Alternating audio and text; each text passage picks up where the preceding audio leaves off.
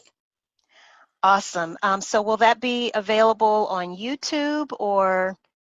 Yes, it should be on YouTube, and I also believe it will be live streaming too. Okay, and also one other quick plug for you. Can you tell us a little bit more about your upcoming book? Yes, it's called Humanize Your Workplace, and it'll be released in the spring, summer of next year. And it's all about communicating with people who think, act, and experience life differently from you.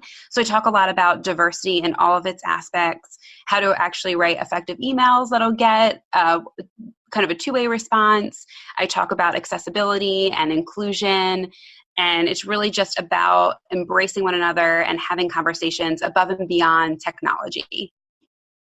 Well, I am definitely looking forward to that. So I will be sure to stay in touch with you. And I'm actually already following Alissa on Twitter. So make sure you guys look for her on Twitter as well. That's actually how we met. So, so for those who think that social media is not a useful business tool, that is wrong. That's exactly how Alissa and I met. Thank you so much for taking some time out to speak with me today. I really appreciate it. No, thank you so much. It was so wonderful speaking with you. Thank you. Okay, so now I want to talk to you, the person listening to this right now. Do you also find yourself having to lead a multi-generational workforce through change? Here's a recap of how Alissa did it. Number one, she stressed the importance of having transparency and open communication in your working environment. And you've heard a lot of other guests say that at this point. Another thing that she does is she uses an assessment called the Strengths Finder assessment, and that helps her identify where people are and where potential gaps may exist. Those people are then categorized into 4 major areas: relationship building, influencers, strategic thinkers, and executors. That enables Alissa to identify those people on the team who can actually model the change. A great way to help people get on board with change and help to embrace the change is to actually help them figure out what their personal processes are. Help them identify the end result that they want, and then let them know what their personal processes are that can help them get that. She also encouraged us, as we're leading these types of teams through change, to be sure to ask for feedback along the way. Never make assumptions, always ask questions, and to the best extent possible, make sure you tailor your work to each of your clients. If you want to learn more about Alissa and all the great things she has going on at her company, Everything's Not Okay and That's Okay, definitely reach out to her. Her email address is alissa@notokaythat'sokay.com, and that's spelled ALISSA @notokaythat'sokay.com. Her website is also notokaythat'sokaycoach.com. We will have links to all of the information that Alissa shared with us today in the show notes at businessinfrastructure.tv. Here you'll also be able to subscribe to the show as well as download this episode for future reference. And while you're there, don't forget to let us know your feedback. Again, you can do this at businessinfrastructure.tv. Thank you so much for tuning in. Remember, stay focused, be encouraged. This entrepreneurial journey is a marathon and not a sprint. Until the next time. Thank you for listening to Business Infrastructure, the podcast about curing back office blues with Alissa Butler-Pierre. If you like what you've heard, do us a favor and subscribe, leave a rating and review, and more importantly, share with your colleagues and team members who could benefit from the information. Join us next week for another episode of Business Infrastructure with Alissa Butler-Pierre.